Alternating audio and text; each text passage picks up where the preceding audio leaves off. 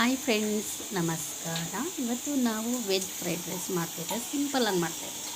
ಮನೇಲಿ ಏನಿದೆಯೋ ಅದನ್ನೇ ಇರುವಂತಹ ಸಾಮಗ್ರಿಗಳನ್ನು ಬಳಸಿ ವೆಜ್ ಫ್ರೈಡ್ ರೈಸ್ ಮಾಡ್ತಾಯಿದ್ದೇವೆ. ಸೊ ಅದಕ್ಕೆ ನಾನು ಒಂದು ಈರುಳ್ಳಿಯನ್ನು ಸಣ್ಣದಾಗಿ ಕಟ್ ಮಾಡ್ಕೊಂಡಿದ್ದೇನೆ, ಸ್ವಲ್ಪ ಮೆಣಸಿನ್ಕಾಯನ್ನು ಕಟ್ ಮಾಡ್ಕೊಂಡಿದ್ದೇನೆ. ಅದಾದ ನಂತರ ಕ್ಯಾರೆಟು, ಬೀನ್ಸು, ಆಲೂಗೆಡ್ಡೆ ಇದನ್ನು ಕೂಡ ಸಣ್ಣದಾಗಿ ಕಟ್ ಮಾಡ್ಕೊಂಡಿದ್ದೇನೆ. ಸೊ ಅದನ್ನೆಲ್ಲ ಒಂದು ಸಪ್ರೇಟಾಗಿ ಇಟ್ಕೊಂಡಾದ ನಂತರ ಒಂದು ಕಡೆ ಬಾಣಲೆಯನ್ನು ಕೈಲಿಕ್ಕೆ ಇಟ್ಟಿದ್ದೇನೆ. ಅದಕ್ಕೆ 3 ಸ್ಪೂನಷ್ಟು ಎಣ್ಣೆಯನ್ನು ಹಾಕ್ಕೊಂಡಿದ್ದೇನೆ.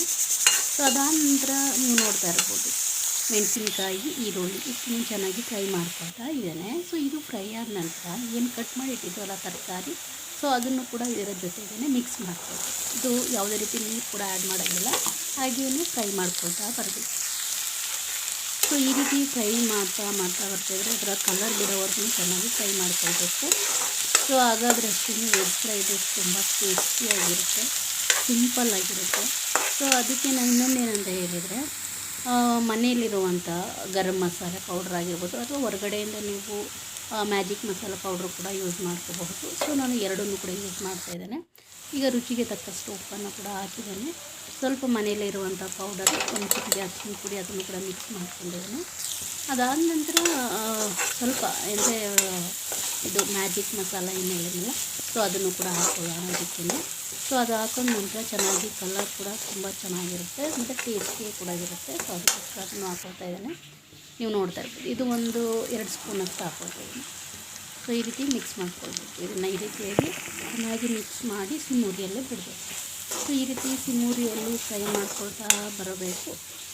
ಚೆನ್ನಾಗಿ ಅದು ಫ್ರೈ ಆದ ನಂತರ ಇನ್ನೇನು ಆಫ್ ಮಾಡ್ತೀವಿ ಅನ್ನೋ ಟೈಮಲ್ಲಿ ಅಷ್ಟೇ ಟೊಮೊಟೊ ಕೆಚಪ್ಪನ್ನು ಹಾಕ್ಕೊಳ್ಬೇಕು. ನಾನು ಟೊಮೊಟೊ ಕೆಚಪ್ ಒಂದು 2 ಸ್ಪೂನ್ ಅಷ್ಟನ್ನು ತೊಗೊಂಡಿದ್ದೇನೆ. ಸೊ ಅದನ್ನು ಹಾಕ್ಕೊಂಡು ಮಿಕ್ಸ್ ಮಾಡಿ ಆಫ್ ಮಾಡ್ತಾಯಿದ್ದೇನೆ. ಇದು ಗ್ಯಾಸನ್ನು ಆಫ್ ಮಾಡಿದ್ದೇನೆ. ಈಗ ಆಫ್ ಮಾಡಿಬಿಟ್ಟಿದ್ದೇನೆ. ಇದಾದ ನಂತರ ಅನ್ನ ಒಂದು ಕಡೆ ರೆಡಿ ಮಾಡಿಟ್ಕೊಂಡಿದ್ದೇನೆ ಕುಕ್ಕರಲ್ಲಿ. ಸೊ ಇವಾಗ ಅನ್ನವನ್ನು ಇದಕ್ಕೆ ಮಿಕ್ಸ್ ಮಾಡ್ಕೊಳ್ತಾ ಬರೋಣ. ನಮಗೆ ಎಷ್ಟು ಬೇಕಿರುತ್ತೋ ಅಷ್ಟು ಕ್ವಾಂಟಿಟಿಗೆ ಅನ್ನವನ್ನು ಮಿಕ್ಸ್ ಮಾಡ್ಕೊಳ್ತಾ ಬರೋದ್ರಿಂದ ಅದರ ಮಸಾಲೆ ಅದಕ್ಕೆ ಕರೆಕ್ಟಾಗಿ ಸಾಕಾಗುತ್ತೆ. ನೀವು ನೋಡ್ಕೊಳ್ತಾ ಹಾಕ್ಕೊಳ್ಬೇಕು, ಮಿಕ್ಸ್ ಮಾಡ್ಕೊಳ್ಬೇಕು. ಸೊ ಇದು ಸಿಂಪಲ್ಲಾಗಿ ಮನೆಯಲ್ಲೇ ಮಾಡ್ಕೊಳ್ಳುವಂಥ ಸಿಂಪಲ್ ವೆಜ್ ಫ್ರೈಡ್ ರೈಸ್, ಟೇಸ್ಟಿಯಾಗಿರುತ್ತೆ. ಸೊ ಇದಕ್ಕೆ ಮೇಲೆ ನೀವು ಗಾರ್ನಿಷ್ ಬೇಕಿದ್ರೆ ಕೊತ್ತಂಬರಿ ಸೊಪ್ಪೆಲ್ಲ ಹಾಕ್ಕೊಳ್ಬೋದು, ನಿಂಬು ಕೂಡ ಹಾಕ್ಕೊಳ್ಬೋದು, ಟೇಸ್ಟಿಯಾಗಿರುತ್ತೆ. ಸೊ ಇವಾಗ ಏನಿದೆಯೋ ಅದನ್ನೇ ಯೂಸ್ ಮಾಡಿದ್ದೇನೆ ಮನೆಯಲ್ಲಿ. ನೀವು ಕೂಡ ಒಮ್ಮೆ ಟ್ರೈ ಮಾಡಿ.